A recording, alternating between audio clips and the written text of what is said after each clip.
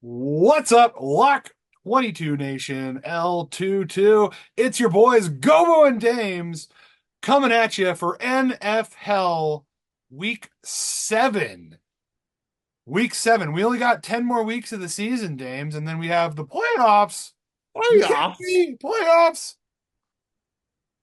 Bro, this bro. season is flying by. It's been fun as hell. There's been a lot of really good football this year. There's been some shit football, but you know what? Being in hell, you got some shit sometimes.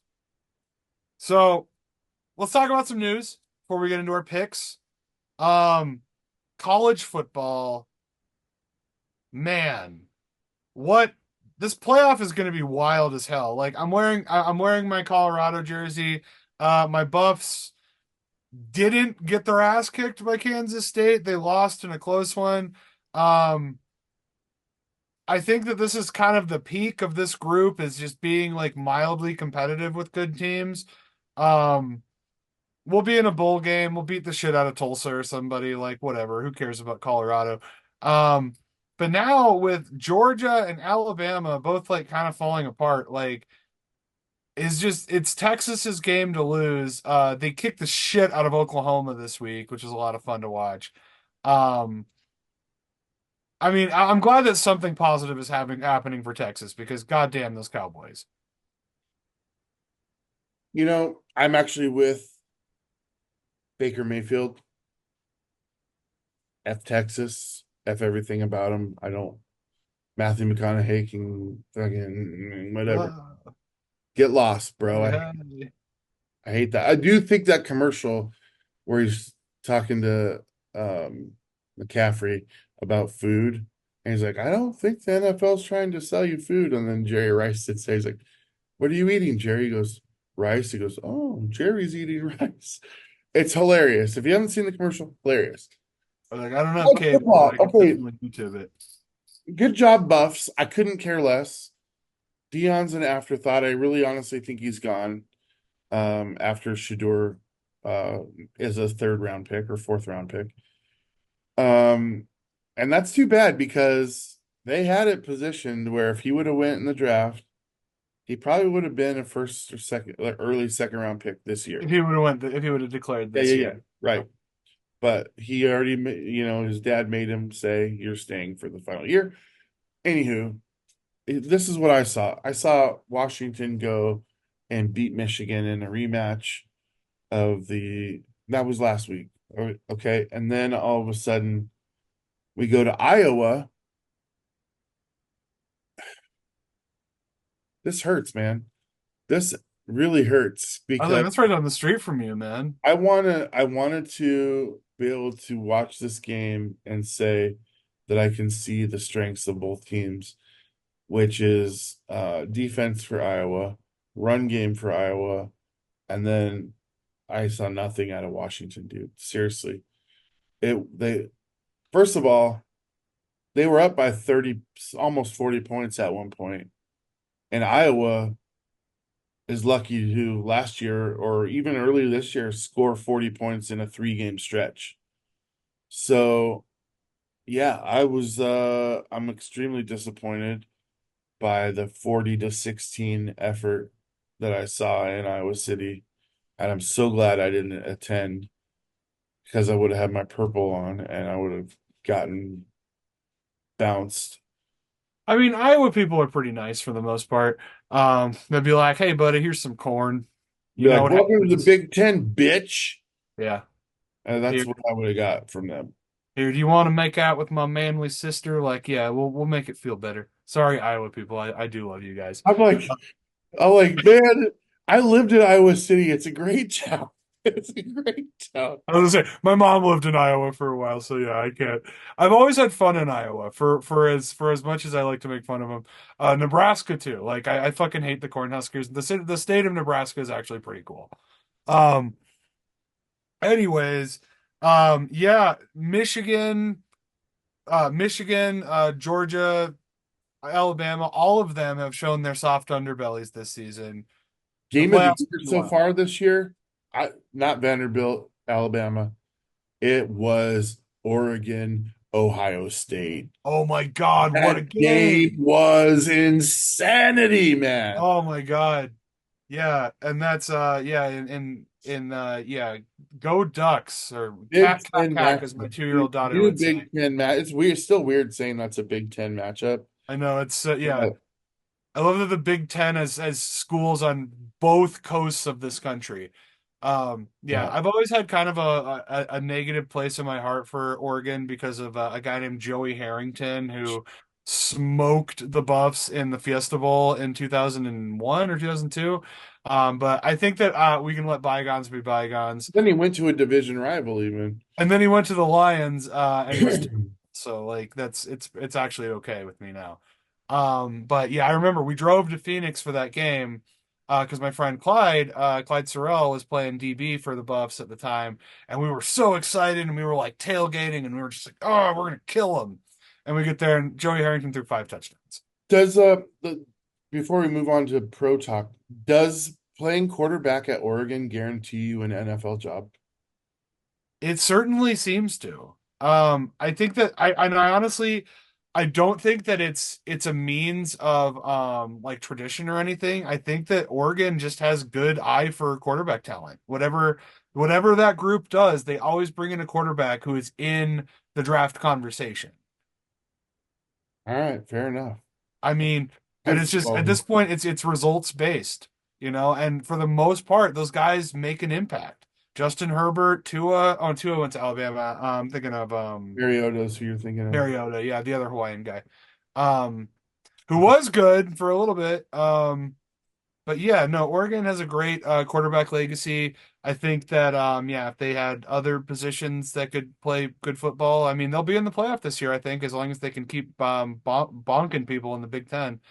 But yeah, Ohio State loses, Michigan lost to Washington. Like, yeah, it's just who is it? Oregon and Texas in the Natty. Could be.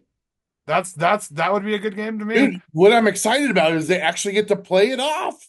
Right. You have to actually win some games. You have to beat some top 10 opponents before you get to the national We championship. should all be super stoked that If we get this to see if this. this happened in 2005, Boise State would have won the national championship. That's true. It's It's true. true. They beat Adrian Peterson, Oklahoma. Like, fuck. Okay, college football. This is an NFL show. What are we talking about? Um, I love that you wrote brief college football talk, and we're getting like so passionate about this. Um, all right. NFL free agency. Trade deadline is in a month. Teams are already making moves. You wrote here Seahawks trade a 6th round pick for Roy Robertson Harris. Jacksonville is in full fire sale mode. And I think that there is a lot of pieces that could go to a lot of important teams here. So tell me about I know a little bit about Roy Robertson Harris. I think that this is a good move for Seattle because we talked about in the last show how they're really struggling up front. Struggling on defense, can't stop the run. 76-yard run on first down when you know they're running, and all you got to do is stop them. All right. This guy came into the league in 2016. He's got 17 sacks in his career. Since then, he's on a team where you can't name a player other than ETN, Bixby, and Trevor Big Lawrence. Dick Lawrence. That's it. That's it. Who else is on that team? I guess we'll find out as this fire sale continues. The reason I put this on there is because it pertains to my team, and secondly, well, there's no secondly. That's only because I it's my mean, well, and I think that it's like if we're talking about Jacksonville, like because they have an all-pro offensive tackle that is coming up on a contract season. Like there are so many teams that need to be beefed up at offensive line. The first team that I'm thinking of, and I fucking hate this, but it makes a lot of sense, is the Chicago Bears. yeah. Chicago can trade one of their secondary draft picks, a second, 3rd round. They beef up their offensive line. Caleb's got 2, 3 more seconds every single play to throw the ball. Chicago's looking good. I guess there is a thing here. The thing for me is this guy has to come from London because Jacksonville's there again this week. for the Just second. move the team. Just give him to fucking London. So this guy's flying from London to Seattle. I don't know if he's going to play, practice, whatever. He's probably like, you Fuck, know, fuck. After the way Seattle's been playing the last 2 weeks, I don't care if they have to fly him from fucking Sri Lanka. He's playing. yeah, I agree. Like put him on the field. If he can stop the run for a second, like do it. Yeah. Anyway, Um okay, all right. Let's talk about there's a big old turd in the middle of the dinner table. We need to talk about it. Devontae. Devontae Adams requested a trade 3 weeks ago. this is the third week in a row we are talking about him. Finally gets it done. The Jets, because of course, spend their much needed draft capital and a second and third round pick for Devontae Adams. I'm going to say it, so you can't beat me to it. Aaron Rodgers is running that team. All right, that's fair. I have a lot of things that I'm gonna say, but I I was want gonna say, yeah. you're the guy, you're the host, so you All go right, so get it before I out. kick this over to James, I'm gonna say that like Aaron Rodgers thinks that his buddies are gonna get him to the Super Bowl, and I don't even think that he cares about being in the Super Bowl. He wants his friends, his buddies, his fucking compatriots, the guys where it felt good on these Green Bay teams in 2014, 2015, 2016, where they had this really strong core. The receivers were catching the ball, Rodgers was throwing the ball, and it's just like the Jets do not have the supporting cast that, and everybody on that team is 10 years older than when they were good. So here we go. Devontae Adams goes with his buddy. We all knew that this fucking trade was going to happen. It's a waste of money for the Jets. It's a waste of time. I mean, good for the Raiders. They got more than they deserved for that player. All right, that's all I'm going to say. Fuck the Jets. Woody, what are you doing? You've owned this team for 20 years. It's been trash for the entirety of your ownership of this team. And what do you do? I'm sorry, Woody is the appropriate name for the owner of this team because I can't think of something that is more dense than a fucking tree. A fucking tree. All right. And this guy, I'm dude, there's so much to talk about here. All right, you've got Aaron Rodgers, right? You signed him 2 years ago for what, 2 years? Knowing that you were going to get one good year out of him, maybe. And then he got injured on the fourth play, and you double down, bring him back this year, let go of everybody else. You bring in the same coaching staff that you already knew doesn't agree with him. And then you get 5 games in where you have a chance to play on Monday Night Football for the division lead. And that very week is when you decide to let go of your coach who isn't the problem. I know that I've been hard on him as a coach coming into this season, but it has nothing to do with Aaron Rodgers. All right. It has to do with the fact that he's gotten 5 years without having a winning record. And this is the guy. And now you're making it completely obvious to everybody what's going on is that Aaron Rodgers is running the team and he's going to say, I don't have any of this magic pull that everyone seems to think I have. And that's fine. He may not, but the owner of the team fucking knows that he's not happy with this guy. So he's like, and he's feeling the pressure after 20 years of ownership of complete garbage that he's got to do something. Every day you wake up and you feel like this. If Jody Allen from Seattle had to fire Pete Carroll, at that point, how does Woody Johnson sit on this guy for that long? All right, I question the timing. The timing is terrible, and Aaron Rodgers is not your quarterback next year. He might not even make it the rest of this year, if I'm being honest with you. And what you're doing is you're robbing the old folks home and putting back together a team that didn't even win the Super Bowl when they were together. Come on. So stupid. They're Devontae past was a their rookie. primes. Devontae was a rookie when they won the Super Bowl in Okay. 2010. They're past their primes, is my point. Mm-hmm. Okay. And they're not going to be what they were when he was a rookie. Aaron Rodgers hasn't even been in the MVP conversation in 3, 4 years.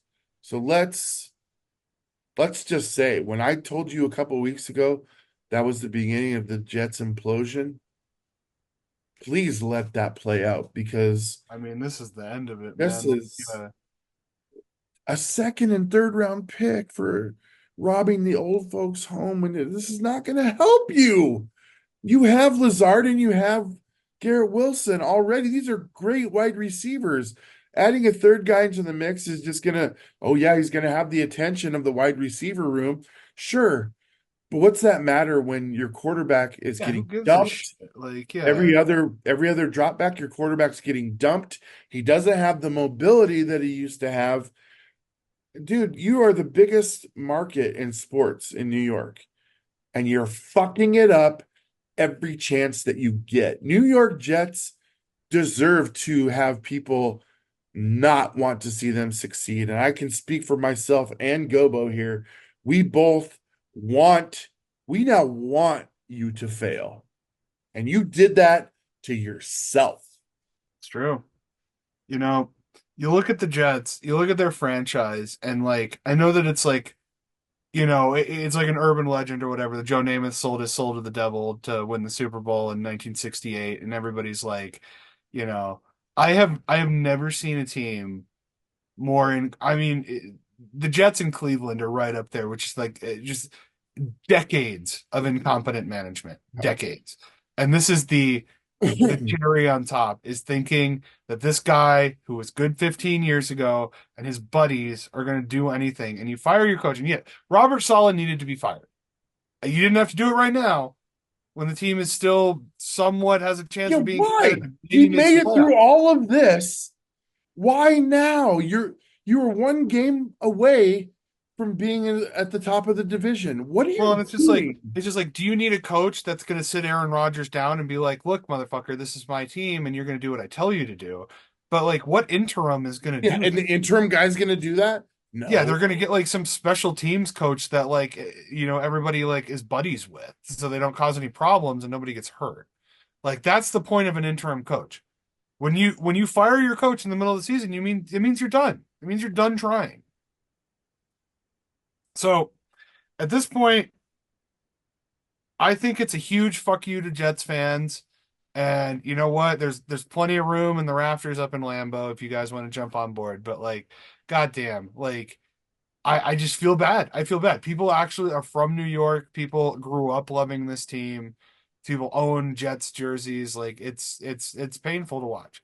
So look, before we move on, what year was the Super Bowl win for the Packers? 2010. 2010. Yeah. This guy's a 14-year dude. Come At on. receiver. At Come on. receiver. It was it was 1 year after I graduated from college. Come on.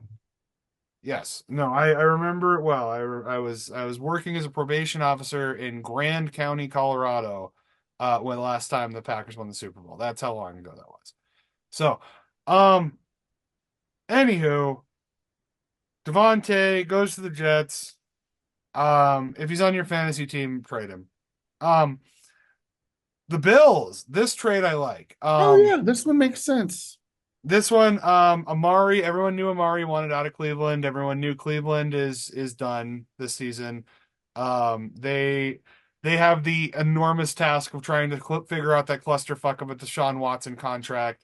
Um, but Amari is still very talented, and he wants to be on a team that's not terrible, and so he gets traded. Everyone knew it was going to either be the Chargers or the Bills. It's the Bills. They lose Stephon Diggs in the offseason. They replace him with a guy who's almost as good, and I like this trade a lot. I feel good for Amari. If I'm Amari Cooper, I feel good about going to Buffalo. Yes. Just like Miles will feel when he goes to wherever he ends up. Because if there's one person that can demand a trade, and and and let's be honest, we're kind of combining these two topics together. Yes, the Bills get a much needed wide receiver. That's going to help Josh Allen immensely, and it's huge for them moving forward. But that's not the big picture about this trade. the big picture about this trade is now the teardown of the Cleveland Browns. The Browns is really And here's the thing. You cannot play out the existing contract with Deshaun Watson. What do? You can't cut him. If you cut him, that's a you still get the cap hit. Yeah. $170 million cap hit. You can't even sustain a team with the rest of the money that's left. Okay. So you almost have to get rid of Myles Garrett. You almost have to save any amount of money that you can. But here, everybody's been saying there's no way out of this contract for the Browns. I have a solution, Gobo. Do you want to hear it? Is it like give a city the Columbus Blue Jackets to get them to take the Pretty contract? close. Pretty close. Only this one, it's feasible, man. It really is. And if somebody from that organization is watching this show, I'm giving you a way out of this contract. All right. It's going to take a year, but you'll be able to field a team next year if you do this. What the Cleveland Browns need to do is they need to find a team like Carolina who has a ton of cap space, just a ton of cap space. And what they need to do is say, you take Deshaun Watson off our hands. We will give you our first and second round draft pick next year just for you to take Deshaun Watson off of our books. And now what that does go, but I looked into this, they would still be hit with an $80 million cap hit next year. 80 million. Or no, 70. They lose their first and second round pick and $80 million of cap. But instead of being stuck in this contract for 4 more years, they're out in a year. This is the way for them to get out of this in a single year, because Deshaun Watson then goes to Carolina. They cut him, and they end up paying like it's like if you pull off a bank heist together and like you get caught, but you get to keep the diamonds if you go to jail for 2 years. Yeah, well, think about this. Carolina's not paying a franchise quarterback, so they can say no. Carolina has cap space for sure. They can say this is $60 million that we're paying to a quarterback that we don't have, and they can just cut Watson loose. He can go about his business. His contract is paid. Yeah, he can open I don't see him ever playing again. Parlors with his money. Yeah, I don't see him ever playing again after this. But then what you do is take those 2 draft picks, and you trade away Bryce for whatever you can get, and then you absorb a $60 million cap hit, and then you rebuild your team on the cheap that with players you don't have to pay for 4 years. That's how the Cleveland Browns can get out of this situation in one season. Interesting if true. I mean, it's not completely unfeasible. I don't see a team doing that. I think that the Browns are more likely going to try to just kind of cross their fingers and hope that he starts playing better and like just get different players, because I think they're going to just end up eating the contract. I think they've already determined that he's not the starter anymore. But let's look at this. What if they even float the idea out to somebody like Carolina? And then they float the idea to somebody else like Jacksonville. I don't know. Tennessee. They basically anyone in the AFC South. Right. Well, then they're like, how far can we push them? What more can we get? Can we get 2 first-round picks? Because think about it. It's like a reverse auction. It's just the deals just keep getting worse and worse. I don't think what people don't understand is the monumental nature of this contract. He is going to be taking up 30% of their cap space for the next 4 years. And it's all guaranteed.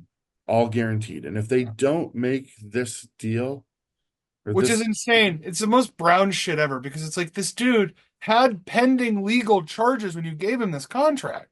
You could be paying him $40 million to sit in a jail cell. Like that could happen. I don't know. I don't think it will. And think about this. There's still cases that are coming up from that time period. Apparently he's all better now. But these things that are coming up now, whether they get dealt with in court and handled, the NFL can still take action on things that happened Yeah, back. They didn't do it to him this time.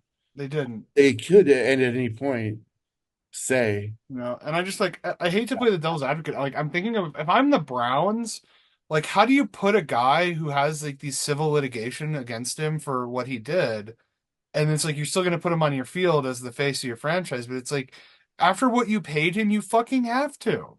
You have to put him on the field. If the NFL doesn't kick him out of the league, you have to let him play, which sucks. I yeah, don't know. you So alienate a fan base, you alienate everybody that's not a Oh, fan. I think the Cleveland fan base is fucking alienated enough, man. Like it's Well, think about when it. you see those guys making jerseys of like the fucking 35 quarterbacks they've had in the last 12 years. If you're not a fan, though, you absolutely won't be a fan. You'll be No. like, I hope they lose every game. They've got a rapist at quarterback, I right? Of mean, course, real fucking talk, man. we got half of the country that's willing to vote for a rapist for president. So maybe I'm off base there. yeah. For one, I think it's significantly less than half of the country willing to vote for that fucking vote for that incontinent weirdo. But anyways, Deshaun Watson, yeah, the Browns are in hell right now. Which kind of their own doing with that contract. Um, and so if we're talking about Myles Garrett, potential landing spots, I talked to you a little bit about it.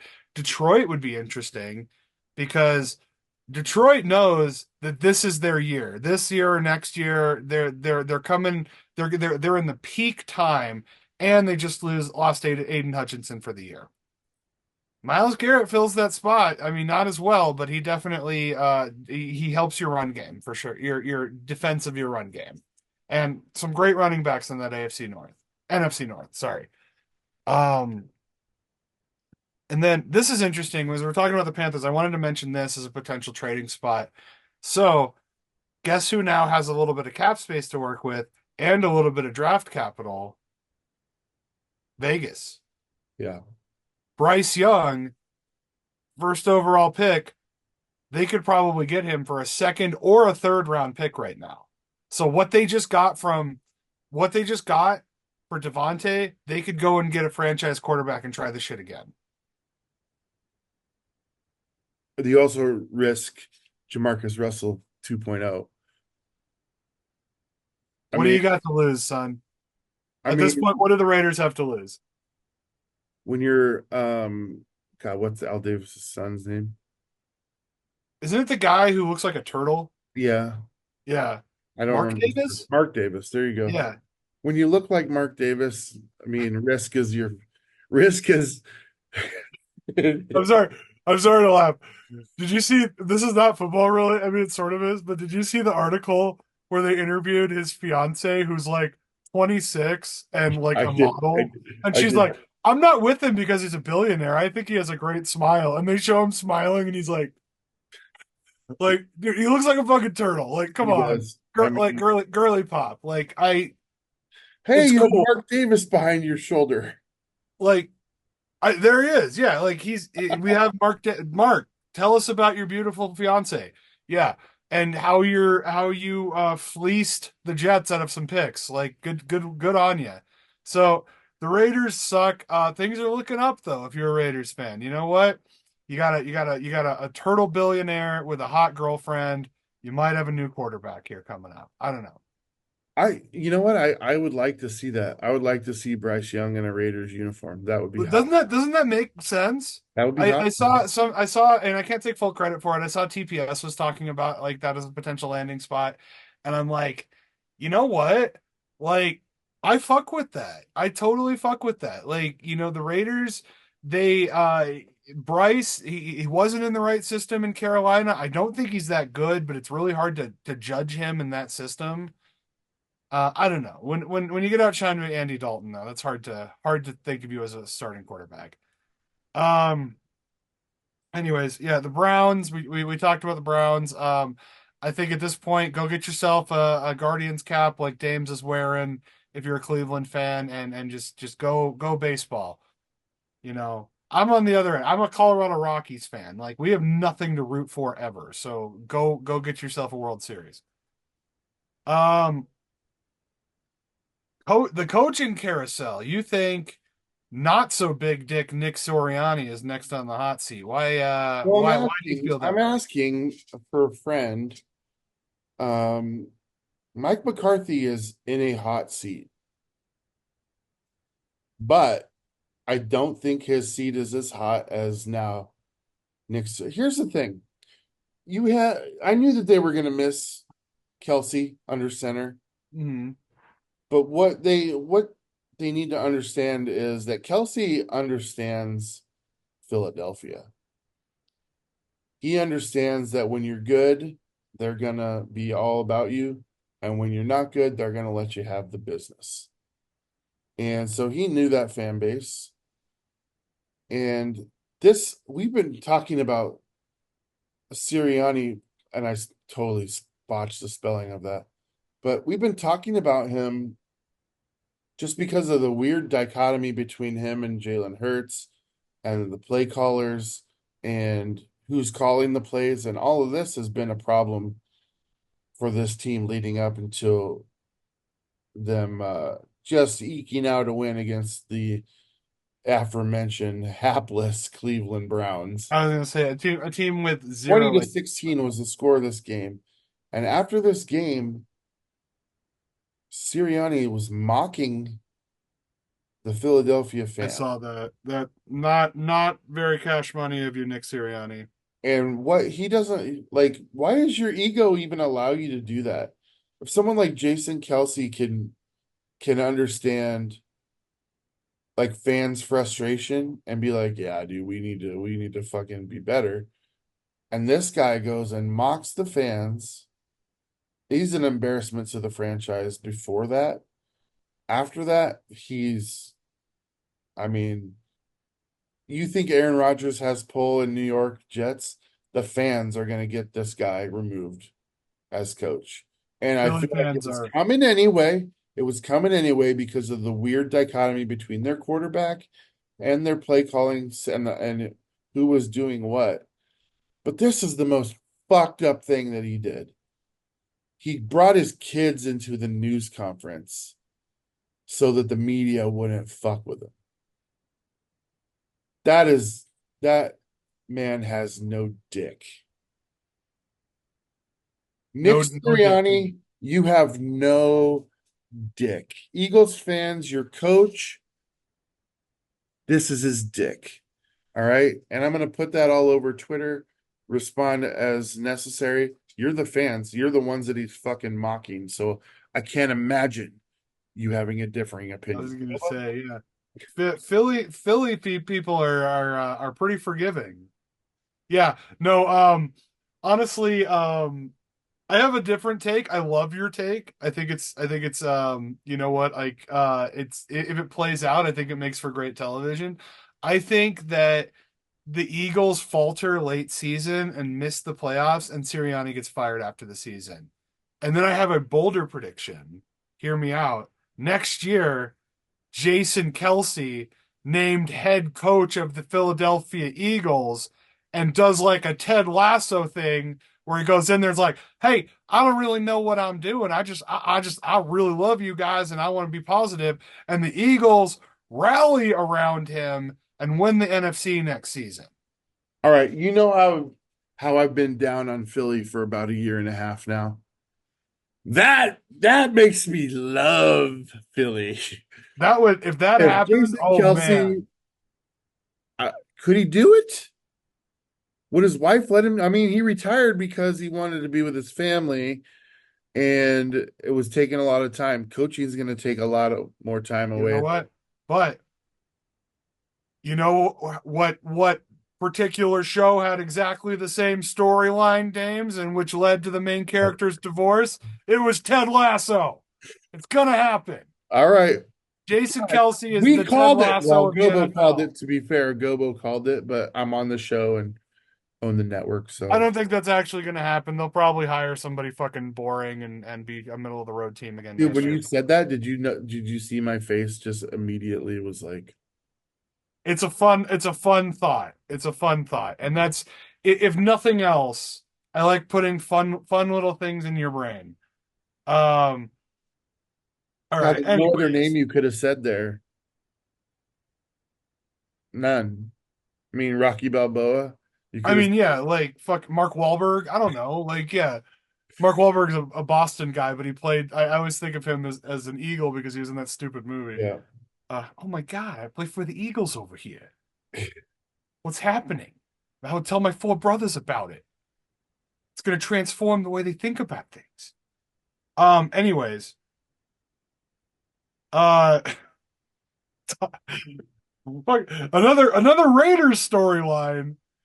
Tom Brady is now partial owner of the Las Vegas Raiders. I love this. I don't know, like I'm thinking about it. I should hate it, but like it's fun. I don't hate Tom Brady. I think he was a great player. He played for a coach who is probably Satan and won a bunch of Super Bowls. He gets divorced from his supermodel wife, and now he owns a team that is in desperate need of somebody who knows how to play fucking quarterback. All right, I got to ask this. Do Let's you do it. think do you think he had any say in this? He's like, we want those, yeah, we want the second and third round pick. Yeah, let's do that right now for this guy that's going to retire next year. Yeah, yeah, yeah. Let's do that. Dude, what do you Like, want? And that again, like he's I just, going to retire next year. yeah, And you gave a maybe this year second if he and gets third hurt. round pick. No, like I just You see just don't understand draft capital if you're doing that. like you just I just like let me paint a picture for you. It's like it's a boardroom. Guys in suits are like, all right, we're ready to do. I don't know why everyone has a southern accent. It's like, all right, we're ready to do this. Third round pick for Devontae. And as they like go to shake hands, you just hear like, wait a minute there. And then you see just like a dude like a cowboy boot like stomp out a cigarette. You pan up, it's Tom Brady. He's wearing all leather. He's got fucking sunglasses on, and he's just like, that doesn't work for me, boss. And they're like, ah, shit, it's Tom Brady. Like, literally, like, how the fuck did they get a second round pick for Devontae and a third? Like, it's ridiculous. So yes, I would love to live in a world where Tom Brady is the reason that they got the extra pick, but like, fuck, man, like it's probably not. But you know what? I'm Like gonna I said, fun pretend it. little thoughts. I'm gonna pretend it, and then I'm gonna pretend that he goes to get Bryce Young and personally teaches him how to be a quarterback, and then they win like 9 Super Bowls. Yeah, And Bryce Young is like Charlie Sheen in Major League. He's like, let me try something. He puts like glasses on him, and then Bryce Young's just throwing like 5 touchdowns a game afterwards. I've been watching too many damn movies, man. this is the Um, greatest, dude. I I love it. This is the best fucking sports football show on the planet. It's ever happened. It's ever happened. On I'm the not planet. serious. Like, yeah, I love it. If any of these, I'm just gonna keep making wild, crazy, fucking dog shit predictions until one of them comes true. Um, all right. Up next, Steelers after a definitive win in Vegas, after Justin Fields has been playing like the best quarterback in that division, Russell Wilson starts against the Jets this week. I know your opinion, but let's hear it for the Here's folks the at the thing. Chiefs. This all comes down to Tomlin's integrity. All right. He said at the beginning, he said when they made the Russell Wilson trade before Justin Fields was even a member of this team, he said, we got Russell Wilson to come and be our starter no matter what happens. All right.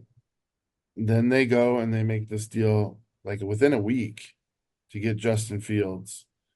And they're like, this is a good move for us. Russell Wilson's our starter. We're going to run camp that way. We're going to run a competition just because. But I'm telling you right now, out of the gate, Russell Wilson is our starter. They went head to head in the preseason, and it was still determined that Russell Wilson was the guy that they wanted to go and see on the field on Sundays. Now, as old age, he's not even that old, he's 34. But as age starts to creep in, these certain injuries creep in. I think he tore an MCL once and he didn't miss a game. But You said Russ is 34? yeah, Okay. and he's the same age as Geno Smith, really. Um, He had more so Super Bowls than Gino, though. now Russell Wilson's got a calf injury that probably wouldn't have bothered him 8 years ago, but it's a lingering injury, and he's already slowing down. He's bulked up a little bit. He's a little bit bigger, not quite as shifty and mobile as he was in the old days. So this injury is going to take him a while. It is now week 7, and I've said since week 1, the Russell Wilson era is coming to Pittsburgh at some point, whether it be because of poor play from Justin Fields, which we have not seen only but one game, and then Russell Wilson's recovery from this injury. Well, he's fully healed. He's taking first team reps as if he's going to start the game against the Jets. They haven't said for sure that he is starting the game against the Jets, but when you're taking away reps from another player that's been in that situation, the writing is kind of on the wall. Now, what does this mean? This means Tomlin is a man of his word. He understands the unwritten rules of the game where you don't lose your job to injury, and he obviously stands by that. So I can't wait to see what this looks like. It's going to be like week 1 for Russell. So give the 6 weeks that Justin Fields has had to play, he's going to look that much better than Russell. So Russell's going to have to really be on point and use his experience from years past to not make this a complete disaster. He could be out by halftime. This Jets defense is really good. They don't give I up was a gonna lot of say, stuff. yeah. He has trouble in the pocket, which is where they're going to keep him. If he can get outside the pocket and see over the line, he's got a chance with some of these wide receivers that they've got on this team. But it's a tough game for him to come in I as was I was gonna say because the Jets, for as dog shit of a franchise as they are, they do have a good defense. They got Sauce Gardner, who is the ball hawk of ball hawks. You got a couple of defensive linemen that are going to give that O line fits, and then you got a guy who's like Russell Wilson is not going to be able to break the pocket in this game. Fields is faster, he's bigger, he's stronger, he's got a better arm. Russell Wilson has better field vision and he has a more big game experience. So it's like I understand from a training perspective why you would want Russell on in the field. I think this is a big mistake. And it's like and once again it's me challenging Mike Tomlin who's fucking god of coaching and so like I'm probably wrong. But like you're going to go out there with a guy who won in a completely different system. And yeah, of course he bulked up. I mean, yeah, it's like he goes from Seattle and Denver, two completely like granola health conscious cities, and now he's in Pittsburgh eating fucking giant sandwiches with the fucking fat bearded guys who work in the steel mills. Like, so I get it. I understand. I'd bulk up if I moved to Pittsburgh too. I mean, hey, you know what? Like, the blue collar is what runs this country. You know, I'm as liberal as they come, but I love our working men. I went to Pittsburgh exactly one time, and I ate at Primanti Brothers exactly one time, and that's a sandwich shop there. And I still have dreams about the sandwiches I consumed there. And I went to the original location Oh wow. downtown Pittsburgh. You know, Dude, and I will say this, the places with the saddest people make the best food. Go anywhere in the South. You'll end up in a fucking like you'll step over an alligator to go to some shack in Louisiana and get the best fucking barbecue, get the best like po' boy sandwich you'll ever have in your life. And then it'll collapse into the swamp as you walk out of it. Um, like yeah, or get hit by a hurricane. Anyways, love goes out to Tampa Bay. Um, so yeah, I just I mean I like I said, I hate to challenge Mike Tomlin. I don't understand the change here. Fields has been performing. They're winning games. They're winning games decisively. I don't understand the change, but we'll see. I love Steelers that you and I Nation, are at odds with this decision. I love it. yeah. Steelers Nation, let's weld. Um, All right, talk about injuries. We talked about Aiden Hutchinson. Good Lord, don't YouTube the clip. Um, I'm gonna put the picture right I was gonna say, yeah, there. Aiden Hutchinson, one of the more talented edge rushers in the game. Great dude. You can see his bones if you want to. It's fucking gross. But poor guy, he's gonna miss the rest of the season. He will be back. But Detroit has to figure out a new edge rusher. Um, and then the Giants lose Andrew Thomas to a weird ligament injury. He had season-ending surgery. This, I say, I think if the Giants were more competitive, they probably hold off on the surgery for a while, try to like tape him up, give him, cortisol, try to get him back to a playing shape. They're not winning any games. Giants aren't going to the playoffs. Fuck, get him out of there. Give him surgery. Get him ready for next year. Well, and also if Daniel Jones dies, his contract is off the books next year. There is always that. It's just like, yeah, you're not protecting any assets in the backfield anymore. You lost Saquon, so who gives a shit if we can run block? Malik Neighbors doesn't need an offensive line because he's never going to get the ball because nobody can throw it. I don't know. I honestly, fuck. I mean, the Giants. That's oof. They're not the Jets, They but suck. That's the thing. The Jets have talent and a bad environment. The Giants have a bad environment and no talent. So I don't know. Like I don't know who to feel worse for. The Giants for sure. I hate the Jets. Fuck the Jets. Um. Anyways, that's news. That's what's going on. That's what's happening in your professional football league, America, and now England. When you get the Jaguars. Um. God save Big Dick Lawrence. Um. Let's do some predictions about what's going to happen this week. let's We do got a whole slate of games. Chicago and Dallas are on buys. Chicago might make some off-field moves and beef up that offensive line like I suggested because I know they listened to me and I appreciate that about the Bears is that Gobo's secretly running the show. Um, the Dallas Cowboys are probably going to have a press conference about how great they are and how smart and young and virile Jerry Jones is. Um, and how cool and not fat Mike McCarthy is. Um, and Dak Prescott is going to get caught smoking a joint in the bathroom. That makes me sad. I was gonna be Mike McCarthy for Halloween. I was thinking about being JD Vance, so because all I need is eyeliner and like a confusing sentence about a donut, like I have a suit. Are you really gonna be Mike McCarthy? No. You gotta cut your beard off because he has the giant because if you're a bigger guy like Dames and myself, grow facial hair. It makes you look so much better. Like it makes you cuddly. It makes you look like a lumberjack. If you're a fat guy with no facial hair, you're a giant baby. That's what you are. You're gonna True. go to a club and be like, "Hey, what's up?" And they're gonna be like, "Get the fuck out of here, you giant fucking fat baby." But if you got a beard, it's just like, "What's up, daddy?" Like, take care of your shit. Fat guys watching this show, grow facial hair. Be a man. If you can't grow facial hair, go to Hims. Figure it out. Don't Anyways, don't say go to him and then point at me. I know or you said I don't him. know where I you know are. you said Like, hymns, but you pointed. You're like, go to him. or listen to Dames. Dames knows. Dames understands the assignment. Yeah, Anyway. I've understood the assignment for 8 months. Exactly. Yeah. I don't know. It's like a mixture of like depression, but also, you know, Food preservation.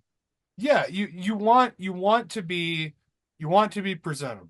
I want to look like an old Chinese guy that has knowledge of football. I It's don't. possible. I don't. I mean, you need a lot of that like beard wax. But anyways, back to football. Thursday night. Heading on down to the Big Easy. Um, let's get some crawfish and some meth and welcome in the Broncos and Sean Payton's return to the Superdome in prime time. This game is interesting. This game is really interesting to me. Because I think on a normal day, the Saints are a better team than the Broncos, but they're ravaged by injuries. They got the guy from NFL Blitz playing quarterback. Like Alvin Kamara can only break like 40 to 50 tackles a game. So he'll still get 2 touchdowns, but is that enough to beat the Broncos? I have to make I'm gonna make the first pick here. I'm not gonna flip a pog. I'm gonna take New Orleans. Okay. No, yes, I'm gonna take New Orleans. I'm gonna give it to Alvin Kamara. I'm gonna give it to guys like Chris Olave. I'm gonna give it to a couple of big defensive plays. And I think the Broncos, for as exciting as they are, because they have a competent quarterback at this point, are still missing a few pieces. I'm gonna take them in a close game, 28-25 at home in primetime Saints. All Who right. they All right. You're marked to your book. You're on the books, bro. But all right. let me tell you something. Do you remember the first 2 weeks of the season? I do. New Orleans was They were at crushing it. 91 points in 2 games. 0-4 since then. Nothing. Nothing. 3-1 in that span is the Denver Broncos. Sean Payton is a better coach than whatever hack they have down there. He's coming back to the place where he won a Super Bowl with his newly minted quarterback, and they are going to win this game in the Big Easy. I got Denver, bro. I got Denver all day long, and I got them 22-15. Bazinga, Denver. Don't Don't shake say it. Bazinga on this I show. I I put up a beautiful argument for my choice. And yeah. Do you have any response other than You might be right. other You might be than right. I think that in hands down, cards on the table or chips on the table or whatever goes on the fucking table. I think New Orleans is a better team. I think they have a better offense. I think that they've lost some very close games, and I think that Denver got a reality check from the Chargers last week. And I think that like on the road, New Orleans fans are going to be loud as hell. They're going to let Sean Payton know, and I think that he can't pay bounties to injure the opposing players anymore. So like I think that he's going to struggle in this game. look, we don't disagree on this. I do think New Orleans has a better team. We already talked about the underwhelming roster that is the Denver Broncos. What I do see, though, is growth between the head coach and the quarterback. And those are the two most important things in this game. And that's what's missing on the other side of the field is their quarterback. And it doesn't matter who their coach is at this point because their quarterback is out. They have nothing between the two of them. Spencer Rattler, cool. Cool name. I mean, yeah, no, literally, I like can't wait to just see what call him fucking Willie Beeman or yeah, like I can't wait to see what happens in this game because Shane Falco, Joe Footballman.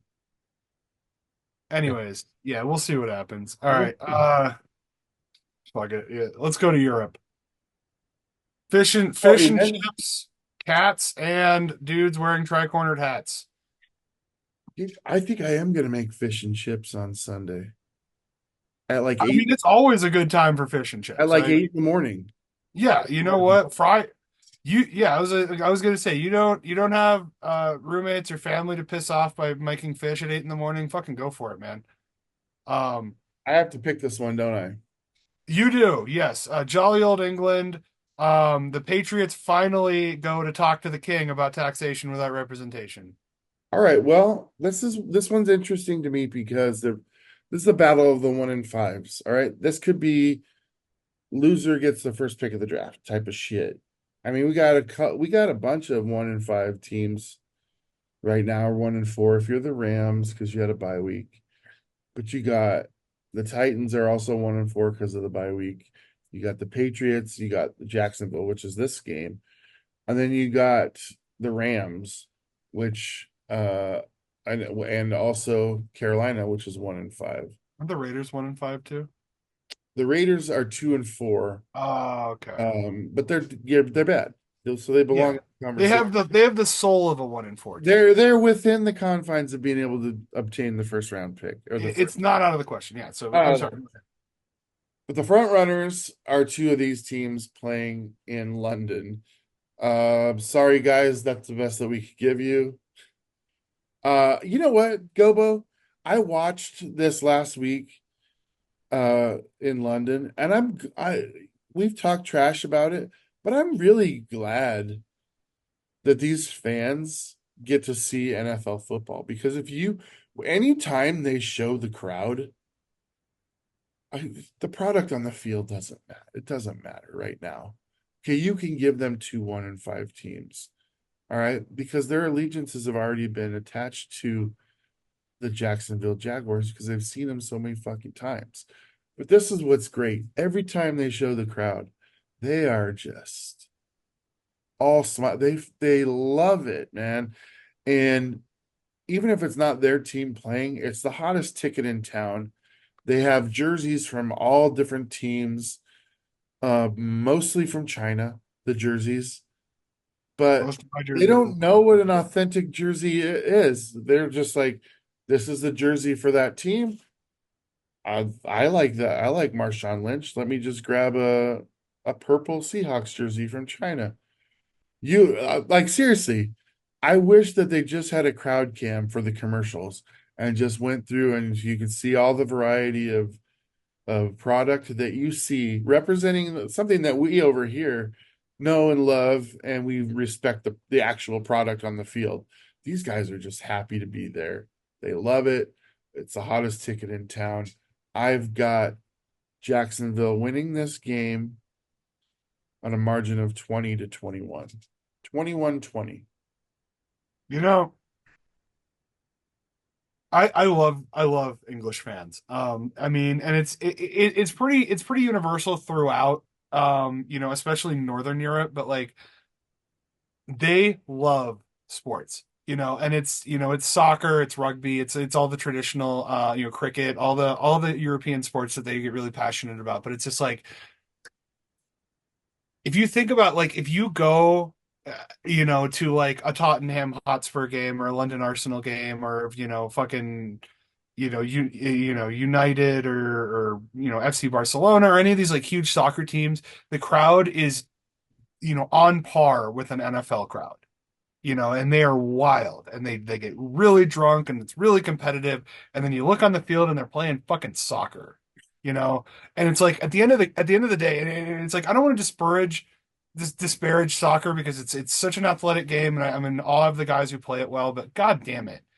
NFL, you get these 300-pound guys, these 6'10 guys, and you strap them with armor and you watch them smash into each other. Like, god damn if that's not fun to watch. And so bringing that to the level that it is to an English fan base who is already passionate, they're already ready to go and compete and love something, and it's like, and now I'm on a personal mission to find a purple Seahawks jersey from China because you said that. It's like, who gives a shit? It's about the game to them. It is about the game. And that's what I love about these London games is they don't care who's playing. They're going to be wearing 49ers jerseys. They're going to be wearing Cowboys jerseys. They're going to be wearing Seahawks jerseys. They don't give a shit, you know? And so the fact that the teams suck, it doesn't matter. So it's like I also think Jacksonville's going to win this game. I don't really care. Drake May might have a breakout performance. Big Dick Lawrence is the better quarterback in the matchup. That's I what it know came that down to for me. what's that? That's what it came down to for me. I mean, that's kind of where it is. It's that like Drake still has some work to do. The Patriots still have a lot of work to do. Jacksonville is kind of on the downturn of their competitive years. It's kind of this is honestly almost like a minor league football game. Like I hate to say that because these are still some really marquee players in this game, but like, goddamn, these teams suck. Yeah, 17-14 Jags. And I hope it comes down to like a field goal at the end and everyone gets to yell, goal. oh, and then there's like a big football riot, like that would make me really happy. And then like they make up their own like Jaguars fucking team song, like Justin Lawrence is woken up in an English brothel with some black tea like poured onto his face, like this is yeah, blood sausages. Drake May gets pelted with blood sausages from every angle. Like I hope this is a good game for our English friends because yeah, European sports are just a ton of fun. But yeah, this game sucks. These teams are no good. Right on. Uh, Anyways, all right. So up next, Seattle, Atlanta, dude, the Battle of the Birds. How did we get back on track this week, James? we don't. Um, here's the thing. Pete Carroll era, very successful at 10 a.m. games. Um, seriously, I think he was like in the 90 percentile winning going to the East Coast, which is no other coach can say that. Um, actually, Mike McDonald can say that because he's 100%. He's 1 for 1 going to the East Coast for 10 a.m. games this year. But I think that's beside the point. I look at these two teams right now, and this I just don't see a way to stop Kirk Cousins with this defense, man. That's what worries me the most. He's got great weapons there. I mean, all the way from tight end to multiple running backs that can catch the ball out of the backfield. Bijan Robinson is a running back with receiver legs. I mean, and hands. The guy's And good. hard to tackle. Yeah, Bijan's a stud for sure. And K9, I think he's a good player, but when you're constantly playing from behind, it's hard to get a run game going. And what is going to give Seattle even a chance in this game is if they can stop the self-inflicted wounds. And even in the victories we've had this year, there have been multiple self-inflicted wounds. There hasn't been a game where Seattle has not shot themselves in the foot at least twice. But in these losses, I mean, it's 5, 6, 7 different plays that you can point out to. Like, I think about things like Jackson Smith and Jigba dropping perfectly thrown ball on third down that would have extended the drive and allowed us to score in regulation to beat the team. I think about Geno Smith sliding after a 20-yard. It's like 3rd and 21, and you run 20 yards and slide before the first. Right, you give it up before the first. Like, What do you do? Do you want it or not? Like you got to decide then if you're going for it. And that's one thing I miss about Russell Wilson. He was careful with his body when he was here. Like, he hardly took any big hits, and he for a guy that was running as much as he was running, he would always put his body like we right. got to get there. We got to get there. And No, these little that's things like and the called back touchdown off the guy that's wandering on the side. Like, what are you doing? That has nothing to do with it. These are all self-inflicted wounds. You put Geno Smith, who's got a great arm, he's great accuracy, both short, long, in the pocket. He can dump it off. He can throw the deep ball. He can make all the throws. But here's the thing. When you have uh pre-snap penalties, like a false start, or you have a hold that puts you at second, third, and 15, 16, 20 yards, that's not a way to win football games. And you're certainly not going to complete a lot of third downs if you're over the 10-yard mark with on third down and needing to get over 10. So when you factor all those things in, I just don't see a way that Seattle wins this game in Atlanta. Sadly, I think we go to 3-4. I don't want it to say it's going to be a blowout, so I'm going to say 30-27 Atlanta. Not you ha know, and I I agree. It's not going to be a blowout, and that's just because Atlanta's defense is, not the best. So I think that the Geno will get a little bit of action, and I think you still got DK Metcalf, you still got Smith and Jigba, you have ability to score, but like, yeah, you are going to lose this game, and it's because if you look at Atlanta's offense, there are 4 or 5 guys that are better than every single player on Seattle's defense. And so it's like you can't keep up. When you can't key on one player because you're beat at every single position, they're gonna feast. And Kirk Cousins, for as mediocre as he is, he has good vision, he has good decision making, and he throws accurate passes, and that's all you need to do in this game to win. So yeah, I got Atlanta. I'm gonna say 38-28. Not a blowout, but not close either. I do want to push back on one thing you said. There's some talented guys on the Seattle defense, but when you don't have a linebacking core, we lost Bobby Wagner to Washington. He Mhm. made a smart decision. He is on one of the uprising teams at the twilight of his career, and I could not be happier for him. If I had to pick one place for one of my superstar players to go, my Hall of Fame linebacker, it would be a team like Washington. But the thing is, we got Devin Witherspoon. This guy is maybe a top 5 corner in all of football. So, and I will admit to you, Go by say that knowing that it's hard for you to see that because of the way the rest of the team is performing. But I was gonna say it doesn't matter if you got one talented guy and there's 4 other right, places to throw the ball. right. But if these guys, and this is why I think the trade helps us out. If we can get pressure on Kirk Cousins, it makes the secondary's job that much easier. If you can get to him within 1, 2 seconds, we can cover three, I four mean, seconds. But after 5 seconds, yeah. everyone's open. Everyone's So open. Cousins has always struggled under pressure. He doesn't like being hit. He's definitely he's not a mobile guy. So yeah, I mean if you can get into his head and he knows he can't run away from you, then yeah, you're definitely gonna have some success. I don't see it. He's I coming think off of 4 and 500 yard games. He's coming off of. I was like Atlanta also has a pretty good defensive line. They have Clay Matthews cousin who's one of the best tackles in the league. So I think Atlanta I see them rolling in this game. I don't see it being close. Um, Fair. It's fair. Moving on, I will spend probably not a lot of time on this game. Buffalo and Tennessee. We have a team that's maybe the best team in the AFC. We have a team that is in complete rebuild mode. We're in Buffalo. It's going to be cold. Tennessee is not cold. I mean, every factor of this game swings Buffalo's way. I'm picking them big. 45-10. 45-10 Buffalo. Um, Let me ask you this. How many touchdowns for the new product, Amari Cooper? I'm gonna say 2.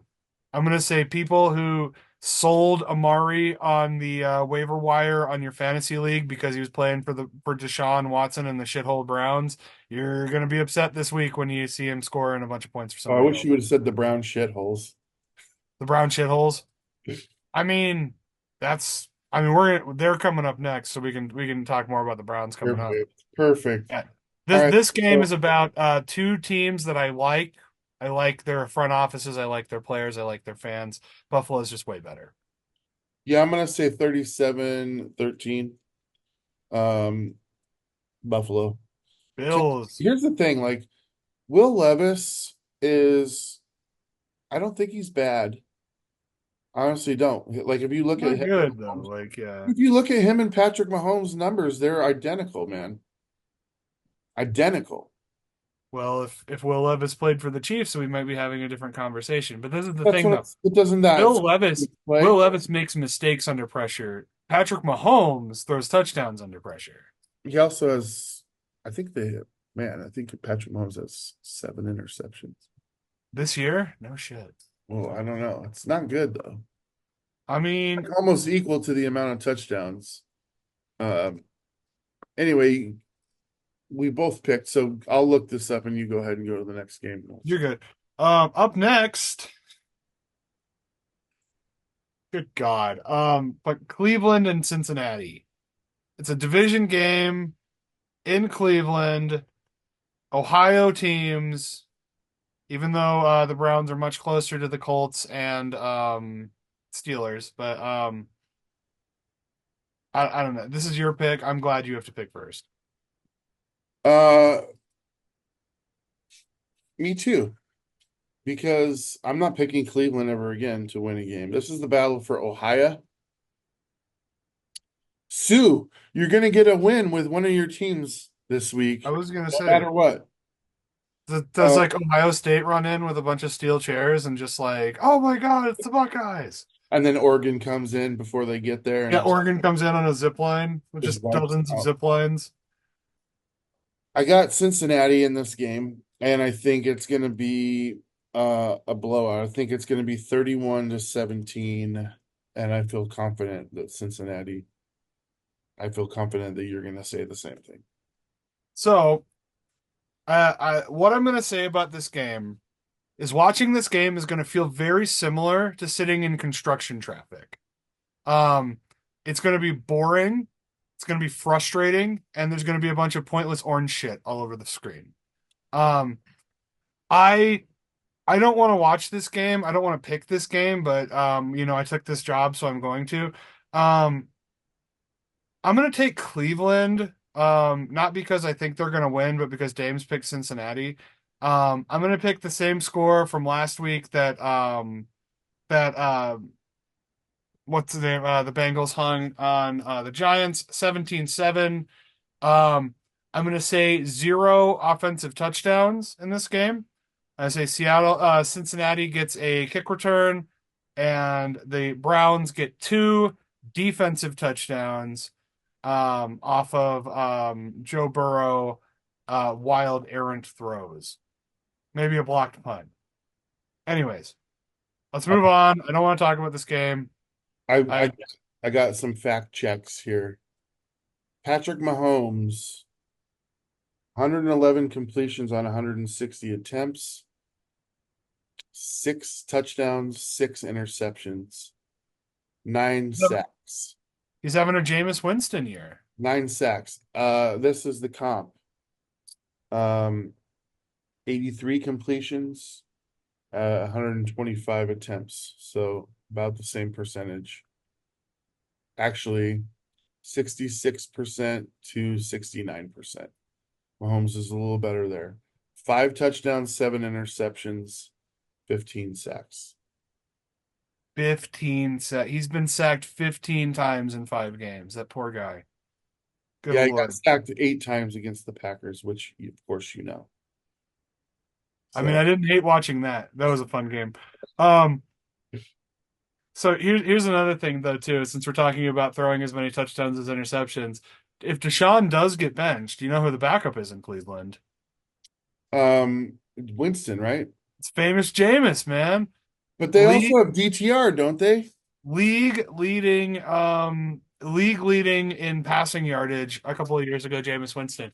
I'm not sure about DTR. Um, is it Doriel Thomas Robinson Thomas or whatever? Orion Thomas Robinson, yeah. Yeah. Yeah, Tom. I haven't thought about that guy in a long time. Well, All right, well, while you look up the status of old Doriel, I'm going to talk about the game I want to talk about, yeah. which is going to be the game of the week. Like I think Wait, that what was this your score for Cleveland Cincinnati?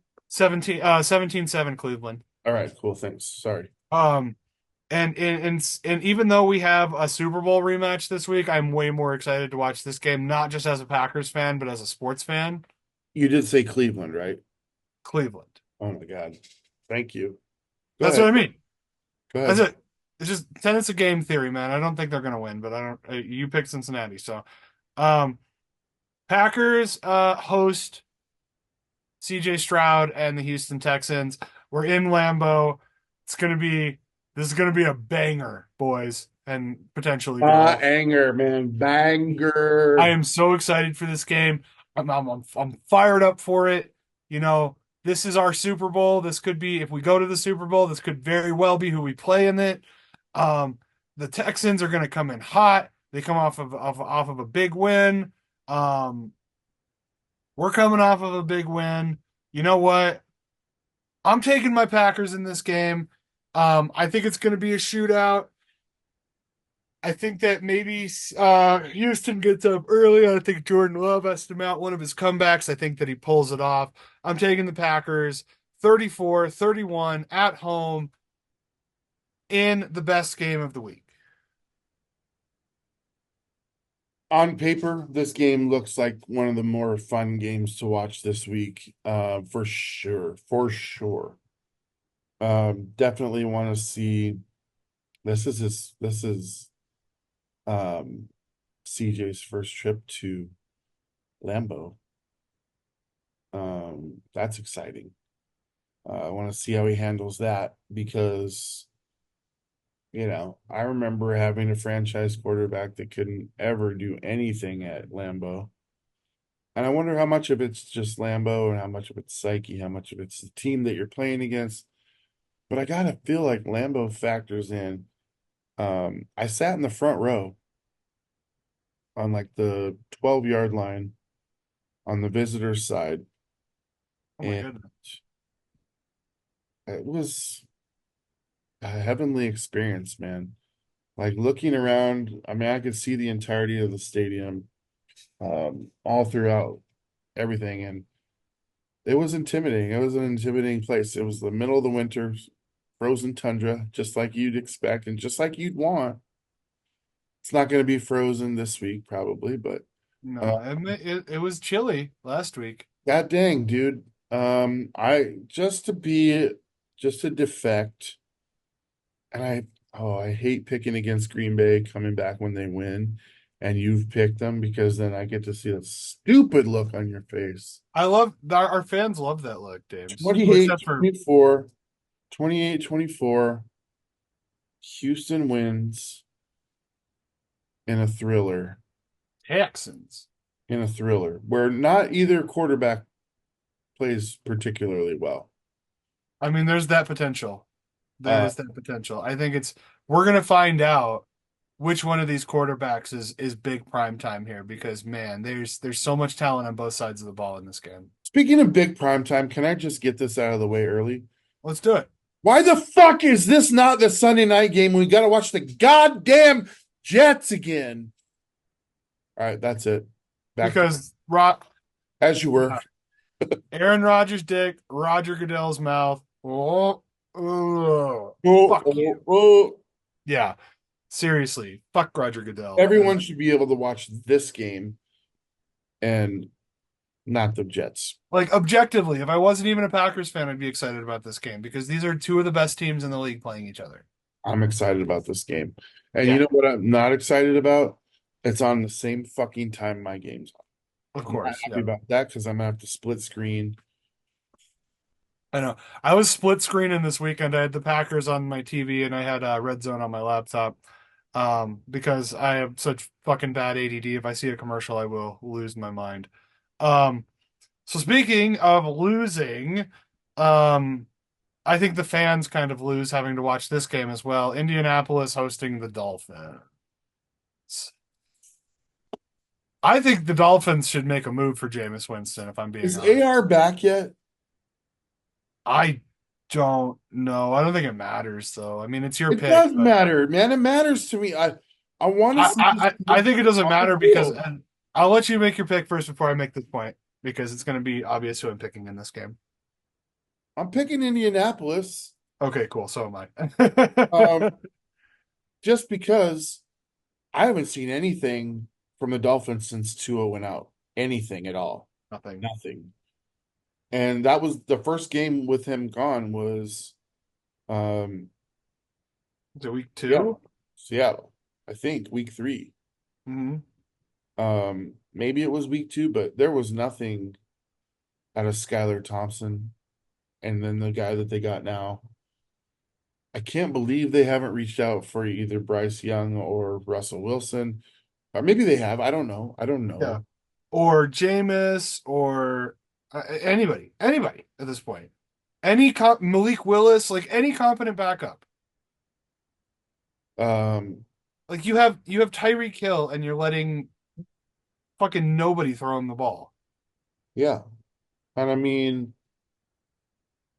Gardner Minshew, he could play with Andy Dalton, fuck any of them, any of them. he could play with those receivers in Miami. And shit. Even Seattle's backup was the quarterback for Washington. Sam Howell was the quarterback for Washington last year. He's not going to see the field with Geno not being injured. Why not ask about Sam Howell? Shit. Why not ask about Jimmy Garoppolo at this point? Like bring Colin Kaepernick back. Like Jesus Christ, like how could it be worse than what's going on in Miami right now? It can't. It really can't. It can't. They're the worst team in the league without a quarterback. And still somehow they're 2-3. Same. Uh, they actually have less losses than the Jets. So, I know they're not in last place all in right. the What? division. Oh, sorry, I got off. Anyways, yeah, give us a score. I know we're both picking it. Indianapolis is gonna win, and they're at home, so I'm feel even more confident with this.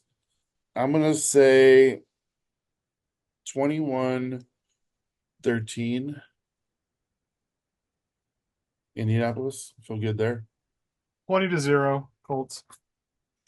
20-0. 20-0. Tyreek Hill doesn't come out of the locker room after halftime. Like on purpose or because he's hurt? Maybe, yeah, maybe one or the other. Maybe he like gets diarrhea. But like, yeah, either way. Um, yeah, what a Makes me boring sad, game. Gobo. Do you remember when he got pulled over week 1 or 2 and how emotional that last second field goal was and how everybody's like, we're going to the Super Bowl, and then Tua gets hurt. That was that was an omen, man. That was a fucking omen for the season for All the right, for the Dolphins. fair. Like, Fair. I am a I am a superstitious person for sure, and like that is a bad omen. I'm sure that cop has been fired like over and over and over again at this point. Like you don't fuck with NFL players. Um, Here's another really exciting game that has tremendous amount of impact to That me you have to personally. pick first. I know, and I know who I'm gonna pick. But this is gonna be a big game, and I could get this wrong for sure. So we have the undefeated Minnesota Vikings. The Skull Chants are gonna be out in force, and they're hosting the division winning NFC champion traveling Detroit Lions, who beat the living shit out of the Cowboys last week. We got a showdown in the North. I mean, and I feel like we're gonna feel this way about every single NFC North matchup going forward. Um, but goddamn, this is a big game. Um, so I'm gonna make a bold prediction here. Even without Hutchinson, I think that Detroit defense is gonna do some feasting.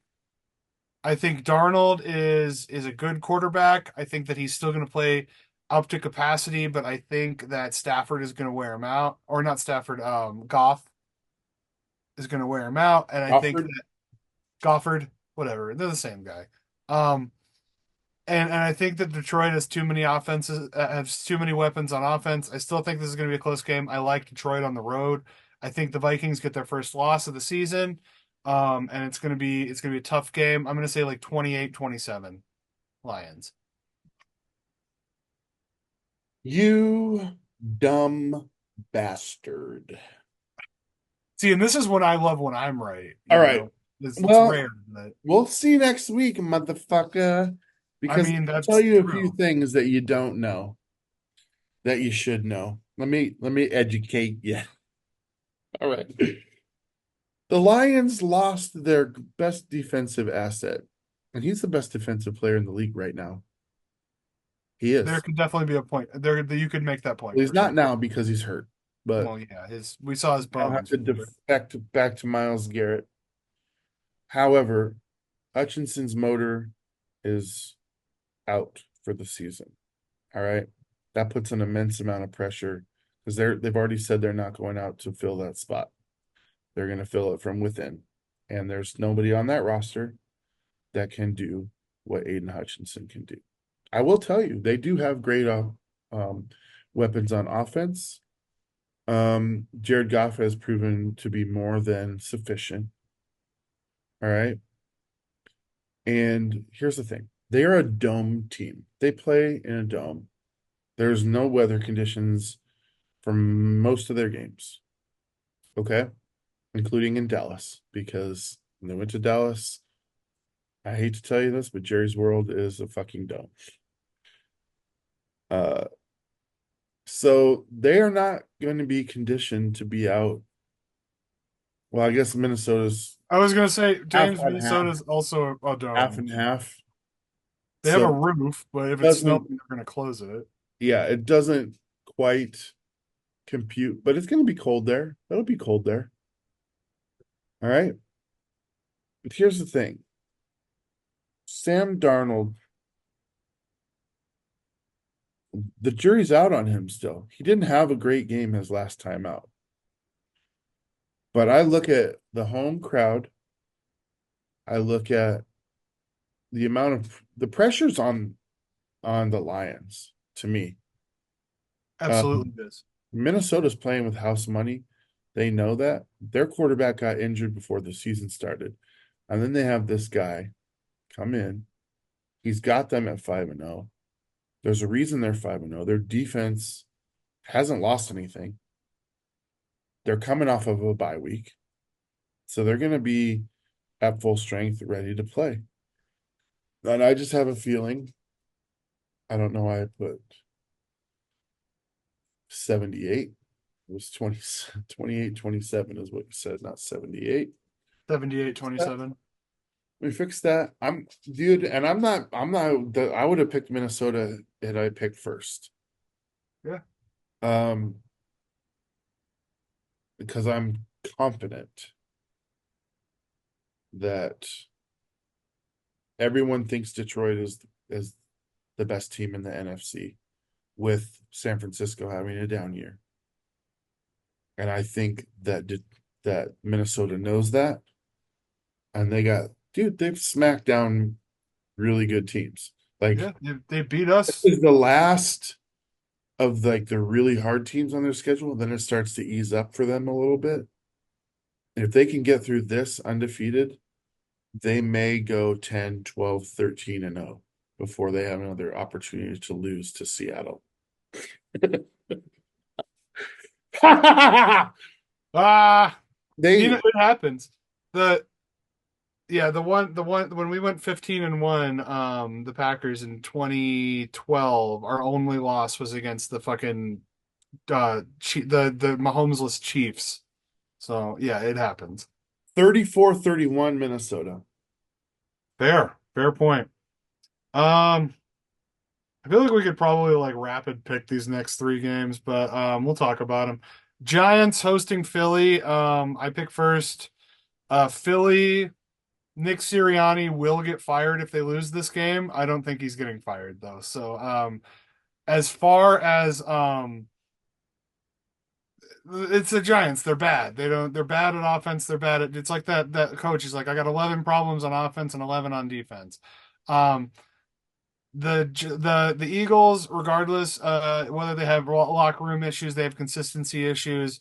They're still much more talented. They still have Saquon. They still have AJ Brown. They still have Jalen Hurts. They have their defense. Like, yeah, 27-14 Eags.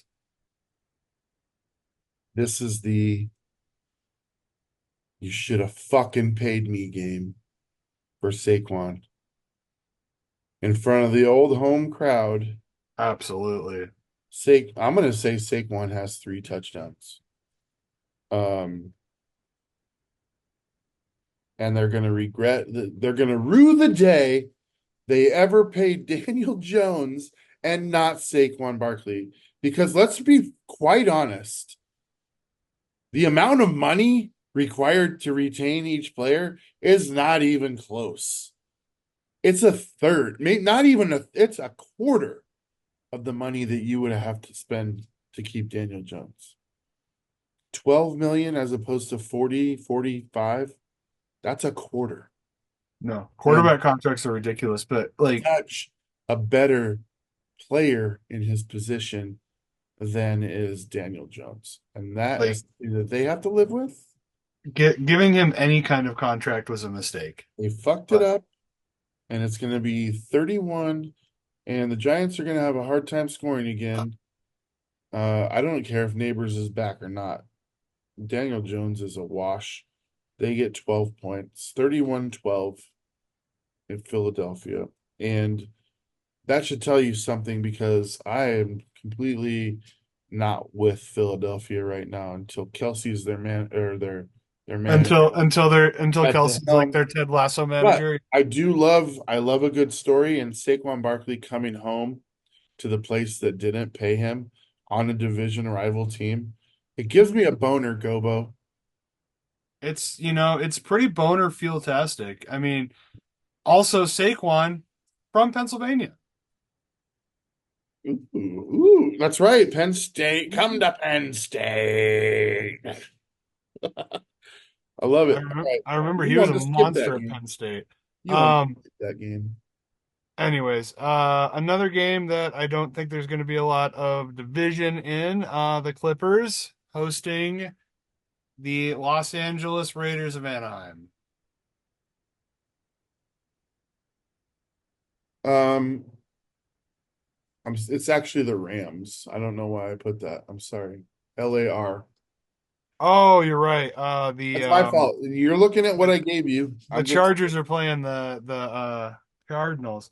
Okay, so the Rams hosting Vegas. That actually makes this a little more interesting.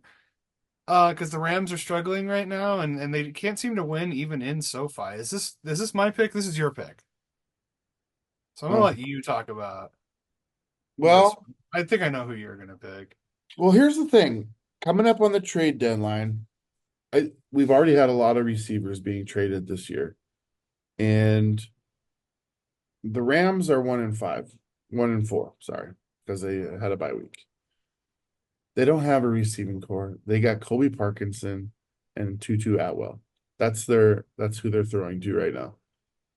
Cooper Kupp is going to get traded. That's my prediction. At the trade deadline or before, He might retire. right when he's coming off of the injured list. Because they have Puka Nacua, they need to unload that contract so that they can rethink these things. They're not going anywhere this year at 1-5. They or 1-4. They know that. So are they still sticking with Aiden O'Connell? This is tough. I don't like picking this one first. The only reason I'm going to pick the Raiders is because they have a better record right now. That's it. And they have Max Crosby. That's it. Those two You're, factors, and I'm not confident. you're taking the Raiders, yeah. I'm going to say the Las Vegas Raiders win 18-15. With nine I'm safeties. I'm saying it like this. Yeah, I mean, that's exactly kind of how you should feel about this game. Um, and I like what you said about Max Crosby though, because it's like if you're talking about like you think what's his name from the Browns is the best defensive player in the league now that Hutchinson is down. It's like I think there's an argument for not only TJ Watt but Max Crosby. Like you put Max Crosby on like the Lions, you put him on the Vikings, you put him on the Texans. That dude's like those teams are winning because of Can him. I help you with my point? Sure. Miles Garrett is who I was thinking of. Okay, so right now you're starting a brand new team from scratch. Are you taking Max Crosby or are you taking Aiden Hutchinson? Oh, Aiden. Yeah, And sure. it's not even a matter of him being better. He's young. Are you taking Aiden Hutchinson or Miles Garrett? Oh, by far Aiden Hutchinson. It's a harder decision, but you're still taking Aiden Hutchinson, right? All right. So who's the other guy that we said? TJ Watt. TJ Watt. Okay. He is he That is one's tougher. even tougher still, but even older still.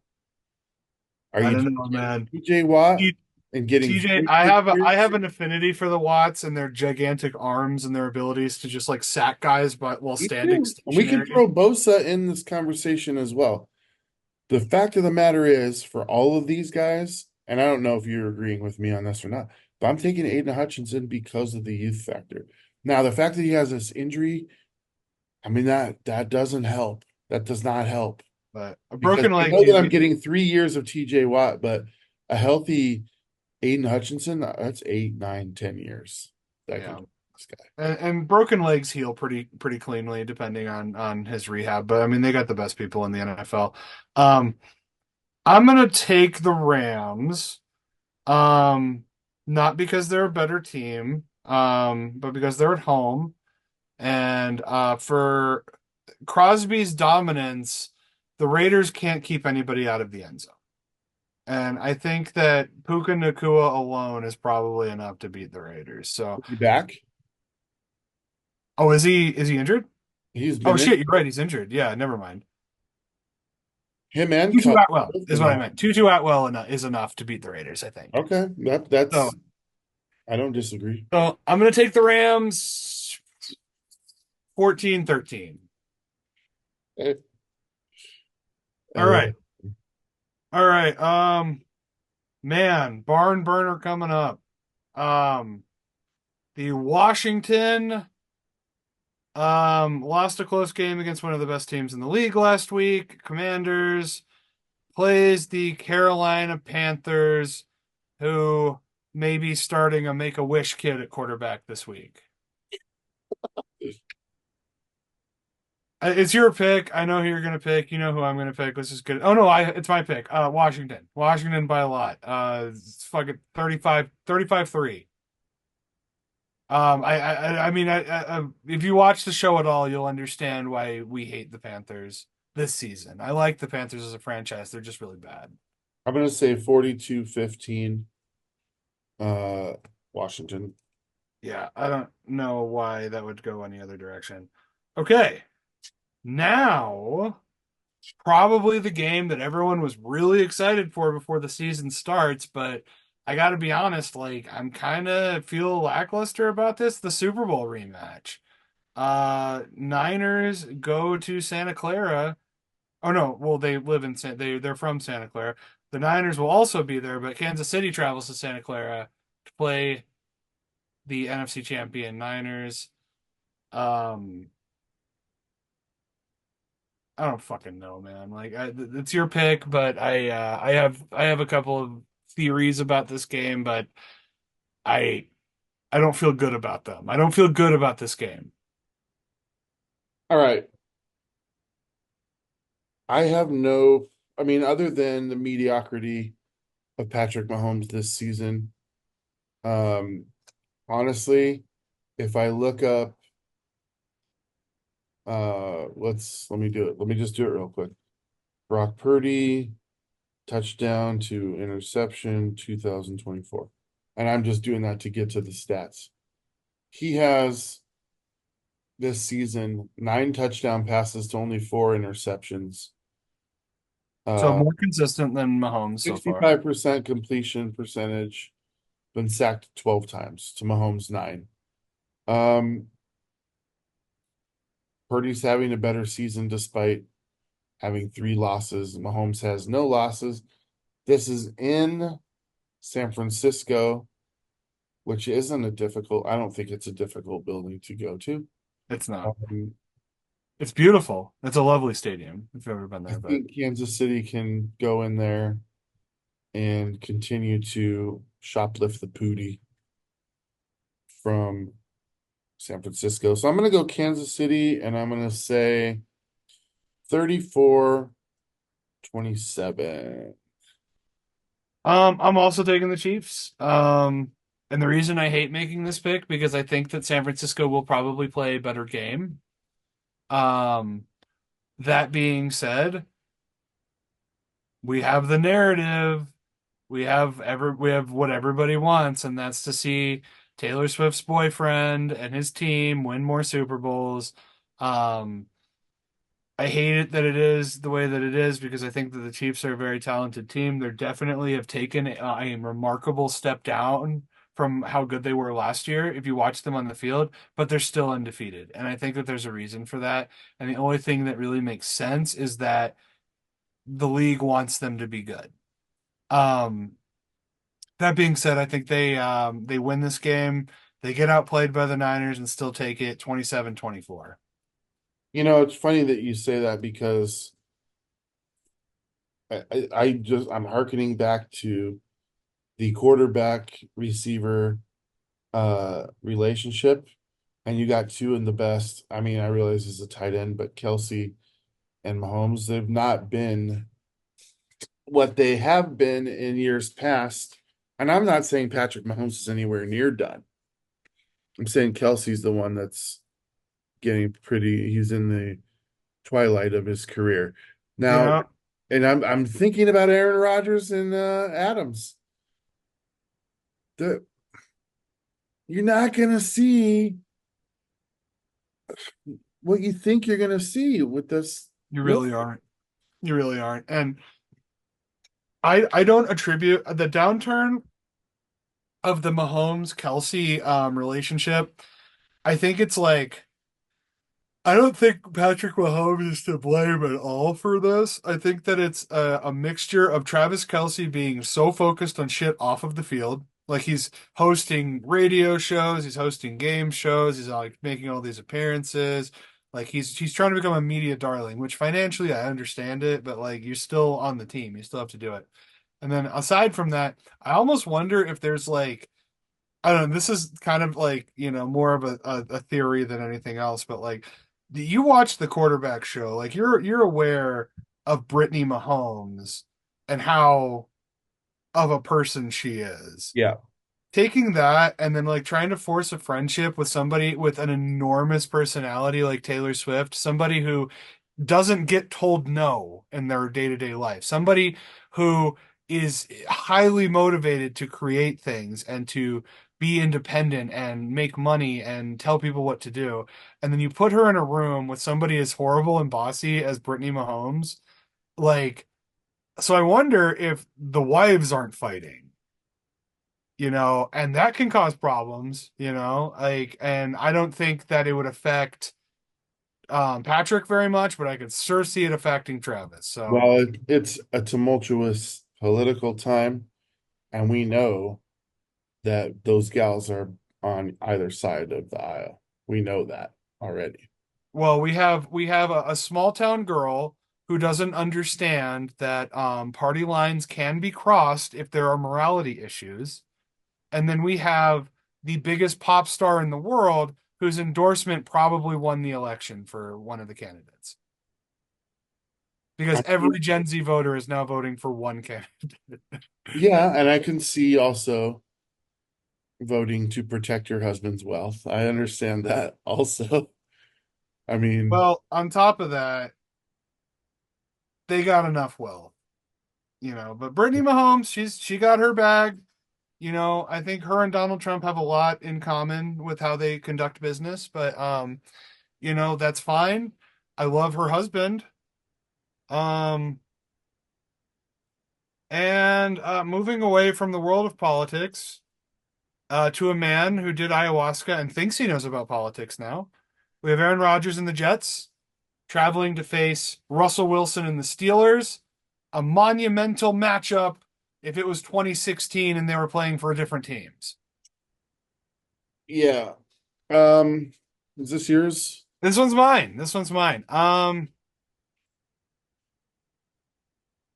Man, I don't know what to pick. I do not. I absolutely do not want to pick the Jets. I could see them winning this game though. And it bothers me because like it's not going to be because of Devontae or Aaron Rodgers, even though everyone's going to give them credit and think that like the change is a big deal. I think that the defense, the Jets defense is going to bully poor Russell Wilson. And so God damn, I hate making this pick. I'm gonna give it to the Jets. 20-10. Defensive struggle. Russell Wilson, this is his last game as a starter in the NFL. That's bold, bro. It is. He'll still be on the roster for a couple of years, either in Pittsburgh or somewhere else. I don't think he starts another game unless there's an injury. All right. I got Pittsburgh 23-20. Um, I think Russell Wilson has a touchdown pass and a touchdown run. And then I think they maybe get a couple field goals on top of that. Uh, I think if they lose this game and they revert back to Justin Fields, that Russell Wilson gets traded to Miami or somebody else that Or need the Raiders or the Panthers or any one of those teams that needs a quarterback. any one of those teams. Um, and he will play again. Uh, I could also see TJ Watt just ending the Aaron Rodgers experiment altogether. Oh, I would love that so Uh, much. there's God, that. I would cheer.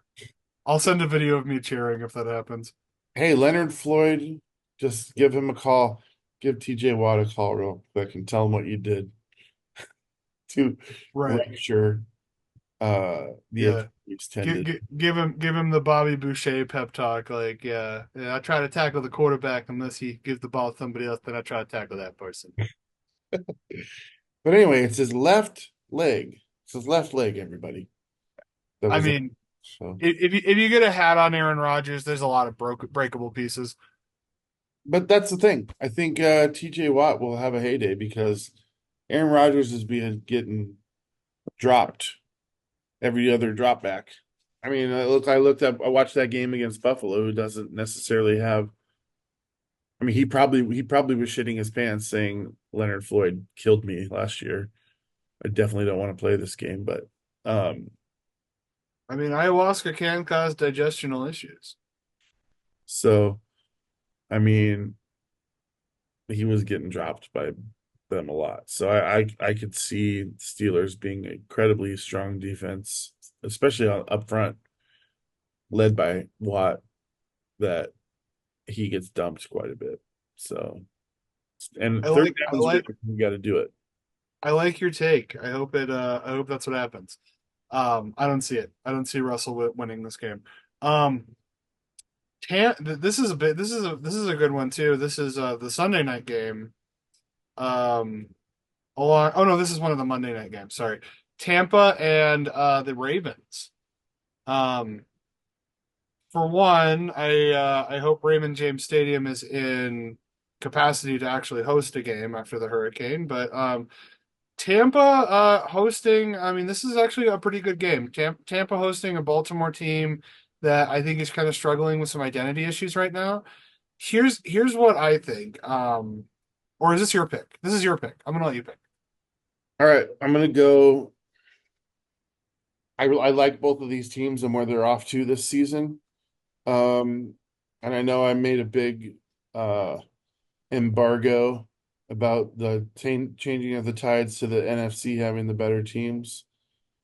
I still, Lamar Jackson's MVP of the league last year. He's playing pretty well. Um, still, Baker Mayfield is playing pretty well also.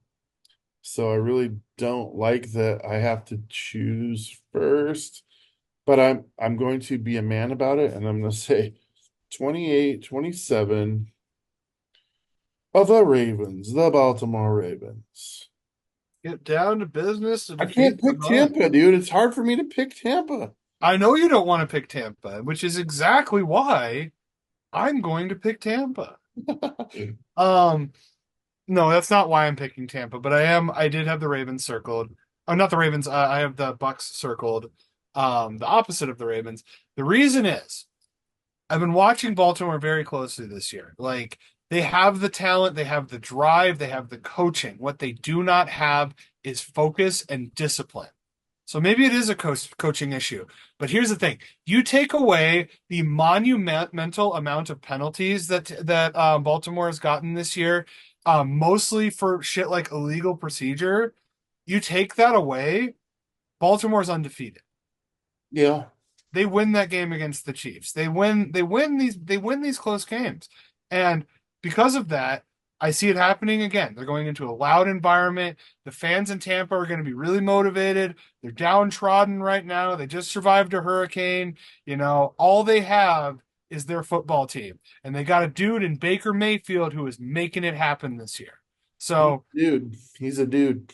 he's making it happen. I like the Bucks in this game. I think they win a close one. I'm going to take them 30-28. Um, Baltimore scores a game-winning field goal as time expires, and there's a penalty, and they have to re-kick it, and they miss on the re-kick. All right. And then the second Monday night game, Arizona and the Chargers. But Chargers. Who cares? Who fucking cares? This team sucks. Like I don't.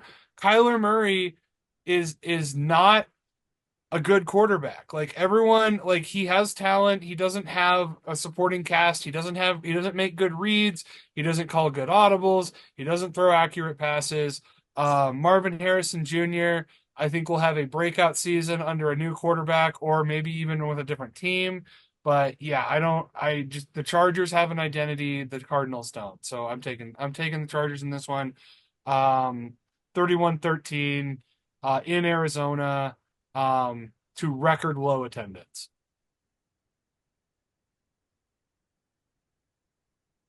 Charges, he says. Chargers. Sorry. All right. I don't disagree with you, man. I think it'll be a little bit closer. I'm gonna go 27-21,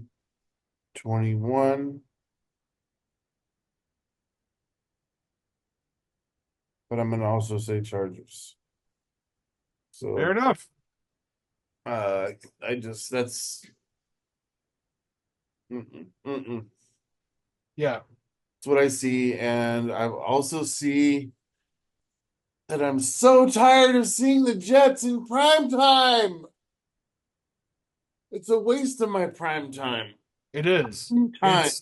It is a waste of valuable ad revenue. I mean, shit. I mean, like I could see, it's like watching reality TV. Like it's like you just go watch The Bachelor if you want to see a guy, be a jackass and then get wasted and shit his pants. Like that's all you're gonna see with Aaron Rodgers and the Yeah, Jets. Um, I agree. so yeah, there it is. That whoop, there it is. Those are our picks.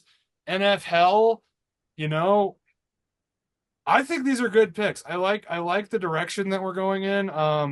This is kind of a less exciting week. Last week had a lot of really big premier matchups. This week there's a lot of potential blowouts. So, But there's a lot of cool division matchups in this. I mean, yeah, I'm excited about the Packers game. I'm excited about Detroit and Minnesota. I'm excited about Tampa and Baltimore. I think that'll be a good game. Um, a lot of people are probably excited about the 49ers and Chiefs. I don't really care. I know how it's going to go. I don't need to watch it. All right, Uh, go. Bud. anyways, well, that is our show. That is NFL for week 7. Make sure to check out the games. We maybe do some live streaming. James does a lot of the radio stuff on hey, oh, there's some balloons. Um, does a lot of the radio stuff over on Twitter or X or however you want to call it. Make sure you're checking out all the rest of our programming. We talk about a lot of stuff, not just football. I know we talked about politics a little bit on this show, but we do have a political show as well. We're 3 weeks Um, away from the election. Come on, give us a break. I mean, you know what? I'm very happy that this is almost over and that this is the last time a particular Republican candidate is running and that we can get back to a semblance of normal politics in the future where we can agree with each other without it being a huge moral upstanding thing. Disagree with each other, I mean. Right. Anyway, um, but that aside, if you're going to a donut shop, order whatever makes sense. And catch us next week. Make sure to like, share, and subscribe. Comment, pick a jersey for Gobo. I will be wearing a Bills jersey next week. But the following week, it's up in the air. I won't wear any jerseys I've previously worn, so there's only one NFC North team left that I have not worn this season. So, you guys can watch our shows and figure out who that is. Or, make me wear a Raiders jersey, make me wear a Broncos jersey, whatever you fucking want. I don't care. I have them all. Um, Anyways, we love you guys. Thank you for tuning in. Go football. Take care of each other. Our hearts go out to the families and friends down in the coastal eastern region and affected by the hurricane. And make sure to take care of the aid. Take care of yourselves. Possessions are temporary. Football glory is forever. So go, Pack, go. Fuck the Jets. And we'll see you next time. The man wrapped it up with a nice bow. So let's go, go, go. It's a gobo. Go. Fuck the Jets.